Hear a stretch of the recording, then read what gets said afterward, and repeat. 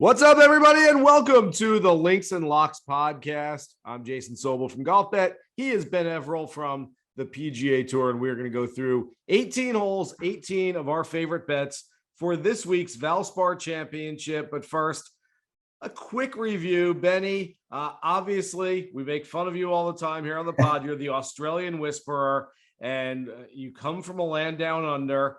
And so I can't remember. It was so long ago before last week's Players Championship. I have no idea what we did on the pod last week, but I'm just going to assume, because you always take a few Aussies, that you had Cameron Smith. So great hit. Nice play. Congratulations. Yes, welcome. Thanks, everybody. Thanks for having us again. And yes, what a massive week. You can probably hear in my voice that I am still partaking in some of the celebrations with the Team Smith after a fantastic players victory. Look, Smitty had not necessarily been trending there at Sawgrass with a bunch of missed cuts, but his last start there was that top 20, and he's quietly confident. His mum and sister are in town. He was just taking it loose, and look what we got. Massive result there, big win, and wow, sixth in the world now and trending up. And there's a little tournament coming up in a couple of weeks' time that people might want to get on now. Yep. Otherwise, they're only going to get worse odds as we go. Yeah, those odds are getting shorter and shorter for a guy who has been top 10 at Augusta National 3 of the last 4 years. Great win for Cam Smith. Putted the lights out.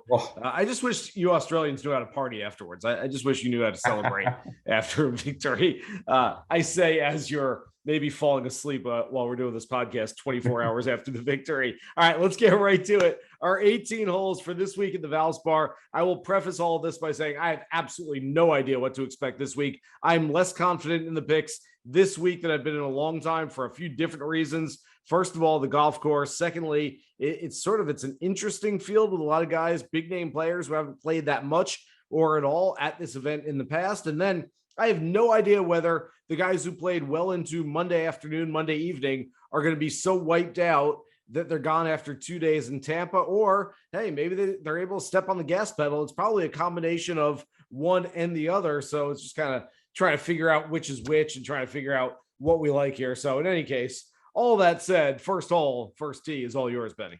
Yeah, mate, you nailed it all there. I mean, how are we going to get this one even close to right? We've got some massive, massive names that you'd assume should do well, especially the ones that did miss the cut.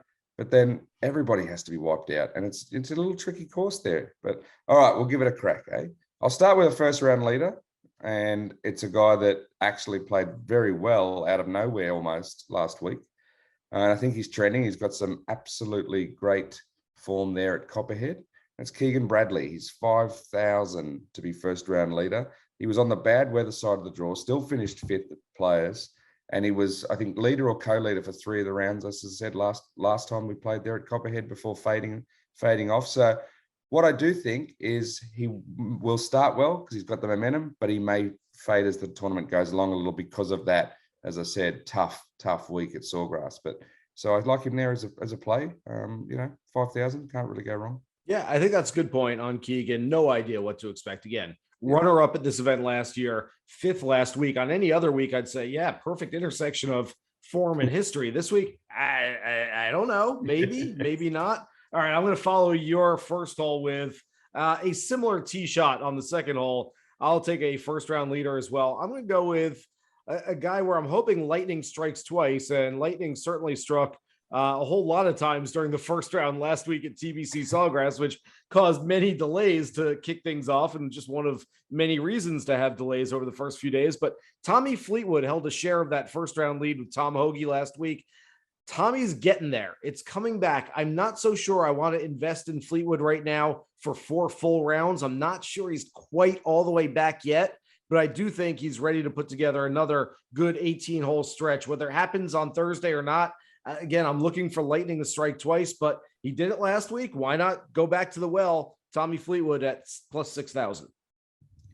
Third hole for me. Guess what? Fleetwood. I'm with you on Fleetwood, but I'm going in the top 10 market of all things. Okay. 500. Again, not necessarily sure it's the odds I wanted to see for that, given it's his tournament debut here. But just feel like, as you said, there's just this feeling about he's turning the corner. I would have actually preferred him to take this week off and then maybe get on him in the match play. But let's just say that I think he's got momentum. I saw a little bit of value there compared to other guys because of the huge names we've got in the tournament. But look, it's a dartboard. It's throwing a dart at the dartboard with this one. But I can just have a feeling the Englishman, like you said, is in for a bit of a good week. Yeah. Okay. I like that. Again, I'm not so sure I want to put my full 4-round investment in Tommy, but I think top 10's a nice little play there. Hole 4. There, like you said, there aren't a whole lot of guys that you can count on here. There aren't even a whole lot of course horses, but Jason Kokrak has been one over the years. He's, let's see, 3 wins over the last year and a half total. But he's also had a bunch of really solid results. Here it is, 5 finishes of 14th or better in the last 7 editions of this event for Jason Kokrak. I'm going to go top 5 with a little title contention at plus 500 for Kokrak this week. Yeah, I do like that, mate. He was on my short list of guys. I just didn't find a space for him. So, and again, this is such a wild card week, isn't it? I'll throw you a long shot then, a long shot winner. And well, actually, I'll call this my medium shot, if that makes sense, because he's not a 3, not 100 to 1 or was. He's more like 65 to 1. I think you can find him. But that's Cameron Tringale. He's had 2 third-place finishes at this place before. And I'm looking down the board. When you have so many good stars that are at the top of the board, I'm trying to find someone in that mid-range that just might jump out against them. He caught my eye in that 6,500 area. So maybe sprinkle him in a couple of those 40, 20, 10s. And if you want to put a few units at the very top, that could be some value there. I really like that, Benny, because just 3 or 4 weeks ago, Cameron Tringale, if this event had been played, then he would have been half the price. Yes. He was going for 30 to 1, 35 to 1, not very long ago, inside a month ago. So the fact that we can get him at such a big number right now, I think is a really nice play, has some value, especially if you hedge it a little bit with some top 10s, top 20s. I'm going to do the same thing with, I've got 4 guys here for top 20s, and I'll sprinkle a little outright on them as well. I've already done this, but I've got Johnny Vegas, who a lot of people liked last week. He was in the top 10, dumped 2 balls in the water, and next thing you knew, you blinked and he had missed the cut, but he really didn't play that badly other than a few holes. Should be a good course for him. Aaron Wise, and this is sort of like the NFL draft where you look at it and you say, I'm just going to take the best player available. I don't really know who fits the scheme. I don't really know what position I need, but I'm just going to take some guy because I think he's really good. That's my take on Aaron Wise right now. I think he's underpriced, undervalued. I think he's going to have some title contentions coming up very soon. This should be a good week for it.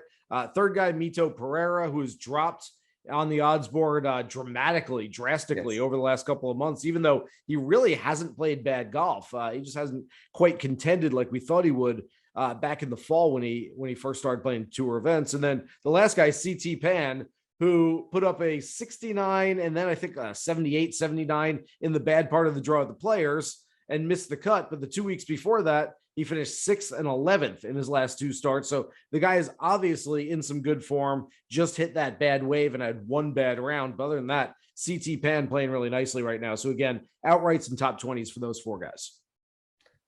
All right, I'm going to keep the roll going, if you will, with long shots, and now go to the actual long shots. Like you've just said, I think you said CT was 140, right? Yeah. 41 around that odds. I've got another guy there at about 140 that I don't mind the look of. By the way, Pereira, great move, just like you said with Tringale. I think he's moving down the board, which is not what his talent lies. I think that he's going to come good at some point. But the 2 guys I looked at, Johnny Vegas, 140 to 1.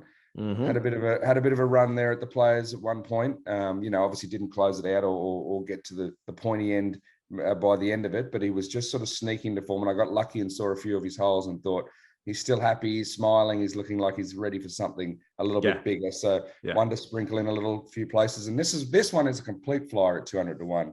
But it's nothing but feel, because I happened to interview him in depth and do a big story on him for this week, and that's Branden Grace, the South African, in horrible form.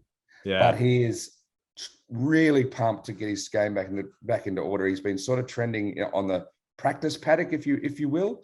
He's now working with Justin Parsons for the last few months.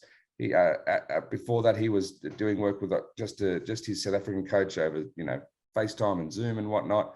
But they're really starting to nail something in. And in his practice rounds, when I was with him there at TPC Soilgrass, he was in a really big match with Louis Oosthuizen and a few of the other guys, and they were showing some massive skill and good form there. And I think he's ready to unlock that soon. And while we've got him at 200 to 1, hey, let's have a little sprinkle. I really like that. I mentioned him in my preview as well. I'm not ready to go all in, but a little sprinkle for an outright. He certainly has that win equity. We know that Branden Grace has and can be a world-class player. He can put it together for 4 rounds at any time. All right, 8th hole. I'm going to go with the top 10 play here on a guy that I think has tremendous value this week, Lanto Griffin. Another guy who missed the cut. This is kind of a theme for me this week, going after some guys who might be a little more well-rested, guys that missed the cut last week. Lanto missed the cut, but he made the cut in 9 straight going into last week. So he's got a pretty high floor, does have a decent ceiling as well. He can play some really good golf. Top 10 plus 900. That feels like a really big number for just getting onto the leaderboard next week for Lanto Griffin. So I like that a lot. All right, finish us out with the last hole in the front 9. All right, okay. I've been doing sort of the long shots, so I'll go in hide into the top 5 and keep it with another South African. Louis Oosthuizen, I'm going to go with in the top 5. It's not, not a huge number, plus 350. But look, again, he's a guy that we've talked about, usually goes close to winning without winning. So it's hard to sort of put the money on the win. But the fact that Cobbett, I'm pretty sure it's something like T7, T16, T2, T8. He has always played well there. Now, I could have gone a bit easier and gone top 10, top 20, but I just think Louis, he's in a bit of a mood too. He was part of those practice rounds I said with Brace that I watched in depth, and he's got a bit of a killer instinct gearing up for the match play, which he does usually play pretty well at. So he's the guy I've gone with there at top 5. Yeah, Louis now playing his home golf in Ocala, which is not too far from Tampa, and should be familiar with the territory, the terrain there. All right, that closed out the front 9. Let's take it to the back 9. Benny, it's my tee, and I hear it playing. Our guy, Matt Mitchell, is playing in the background. I hear the song. That's right. Doctor, give me the news. He's back. I don't know that he's fully back. I'm not ready to put the entire mortgage on him just yet, but Doc Redman played nicely. I believe a share of 26th place last week. That's enough. That's all I need to jump on a little Doc Redman investment this week. Top 40 on what should be a good course for him. He was 39th here last year, plus 140. You're getting plus money at Doc Redman. All he's got to do is finish in the top, 25% of the field, and he's going to cash that bet for you. I like that this week. Nice. All right, where am I at? We're at the 11th hole? 11th hole. All right. I seem to be going with guys at sort of long odds mostly for the week, and I'm going to go there with the top 40 as well. Random, but coming out of Monday qualifying. Oh, Kiradech Aphibarnrat. Why not? He's going to have a big crack at a top 40, and at plus 400, I think he can get there. He obviously played well in the qualifier. He's an international star from a few years back that has fallen sort of down the list over the recent times. But we had someone out there at Monday qualifying who said he was just, usually you find guys there on the grind and not that happy to be there or whatever, but apparently he's all happy, still got all his fast cars and good watches and whatever else.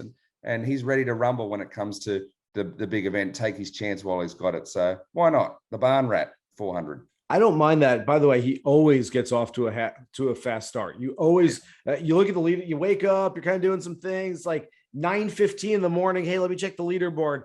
Aphibarnrat, 3 under through 4. And you're like, man, I should have taken that guy. It usually doesn't hold up. I don't know about first round leader. And usually a lot of these books only have it for the bigger events. But if you can get a top 5 after the first round or a top 10 after the first round, love Aphibarnrat. Top 40. Top 40. Get on him. 400. There you go. There you go. I like that too. Okay. You got me.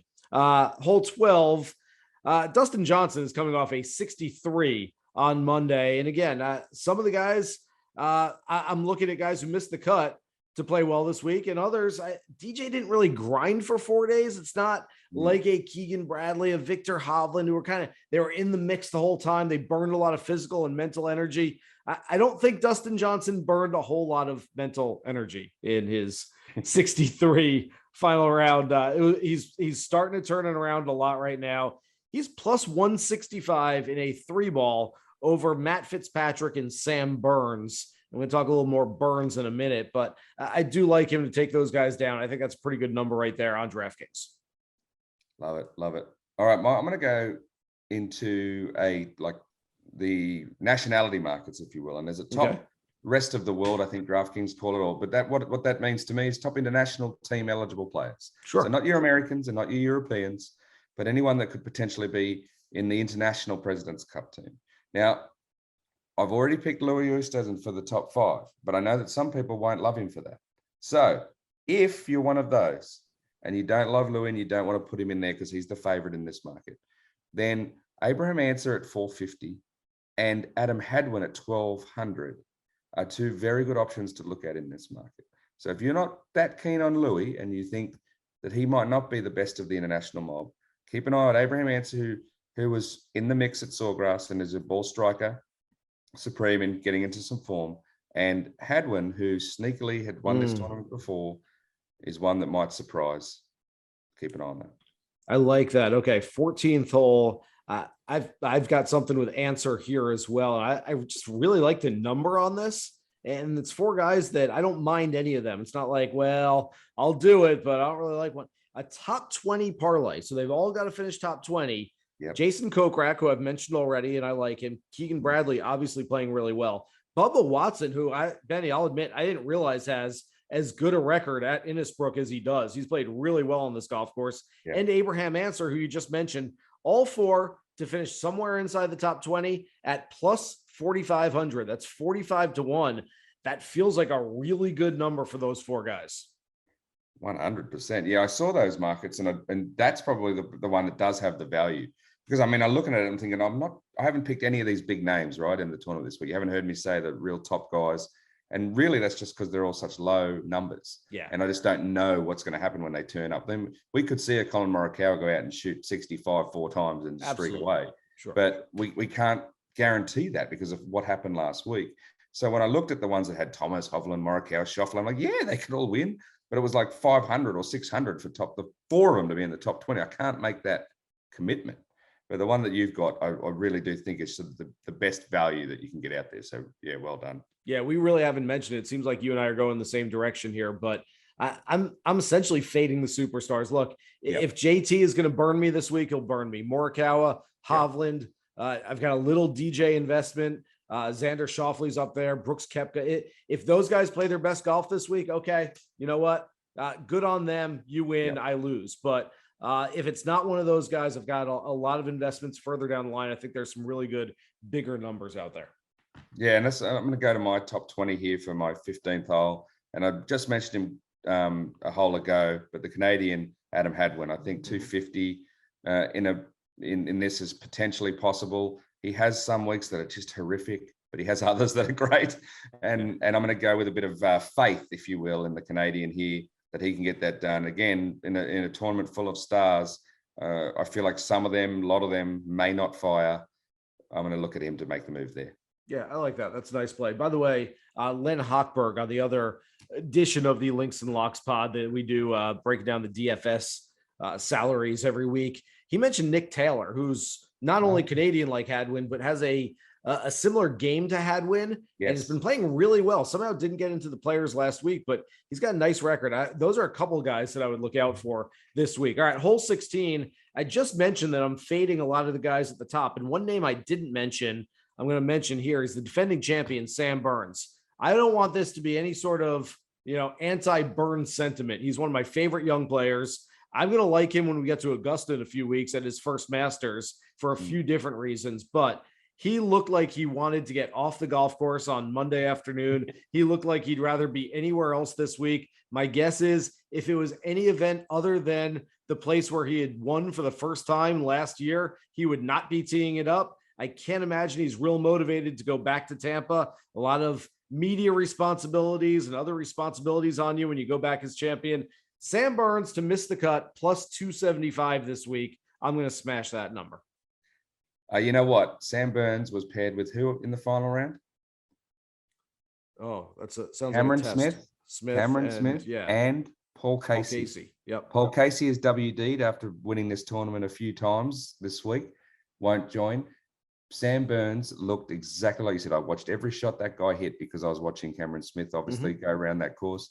He spent a lot of money in that final round with just not having his swing at all. He lost it completely. It was spraying it everywhere. And you are 100% right about all the commitments and whatnot.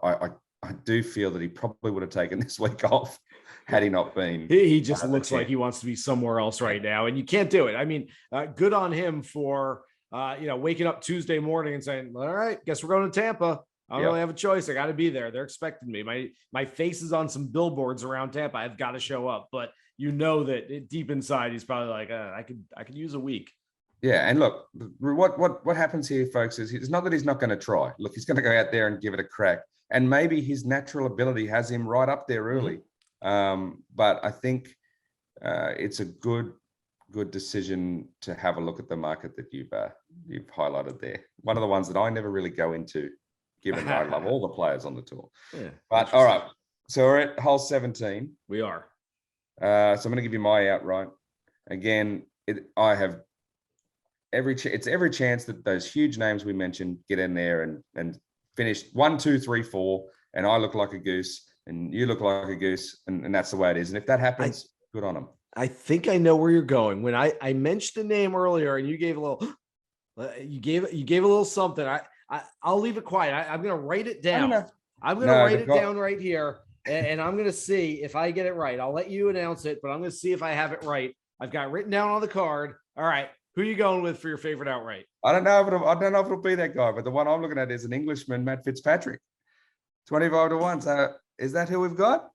Oh, I thought you were going Bubba Watson. You said I was going to go Bubba Watson. I thought you and I are on the same wavelength, and we're, I can read your mind. And all, forget it. All right. Guess who my other one though was?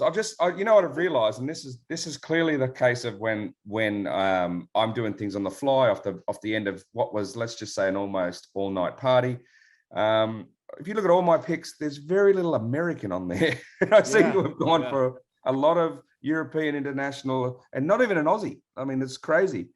But I really like Fitzpatrick as an elite ball striker in his field. He got the bad end of the draw. I thought he was going to be a real good choice last week. He let us down in that regard, but tough side of the draw. I think he can rebound. He's playing with his brother. His brother's there this week. He's excited to do well. They've got some good vibes going. And the other one I was looking at there, as I said, that I went away from was Jhonattan. Although I kind of think he's trending to match play as well, where he's had a little bit of success before. But because Hatton's hasn't played that many rounds on tour, but the ones he has is like leading the fields in the tour in strokes gained putting. I can see Hatton having a good week. He's only played here once before, missed the cut, but I think it could be a nice one for Hatton. I'm essentially, as I've been doing throughout the pod, Benny, I'm chasing numbers this week. Yeah. So instead of just, hey, you know what? I'm going to eat the chalk and I'm going to take JT or Hovland or Morikawa. I'm looking down the list. I'm looking for some win equity. And I landed on a guy who's coming off a missed cut. But again, like so many of the others we've talked about, he just had the bad side of the draw. Prior to that, in the other two Florida events, he had finished top 5 in each, probably should have won at Bay Hill. Gary Woodland for an outright this week at a place where he's won before. Granted, it was 11 years ago. His last 6 starts, he's got nothing inside the top 40. So it's one of those, he's got great course history. He won. He's got bad course history. He hasn't done anything in half dozen years, but I do think he's trending in the right direction. He looks confident once again. He's swinging it well. That number has dropped precipitously, Benny. He opened at 70 to 1. He's now down in some markets to 50 to 1, but I still think it's a nice play. Hopefully you got in on Gary Woodland a little bit earlier. I know I did, but 50 to 1, I still think is a pretty good number on him. Yeah, you're not bad. Look, as you said, the fact that the numbers are coming in mean it's not just you thinking that way. So that's always something to keep an eye on. Man, I think we may have nailed this one. We've done okay, given that, as I said, we could go 0 for 18 pretty easily, or we could go 18 for 18 the way this week is. Just a quick shout out for an extra sort of 19th hole. I wasn't gung-ho enough to put it on him. Jason Day still coming off the bad news of his mother. He actually played really well in the first round at the Players, 3 under, then got the bad side of the draw. I think he had a 78, missed it by 1.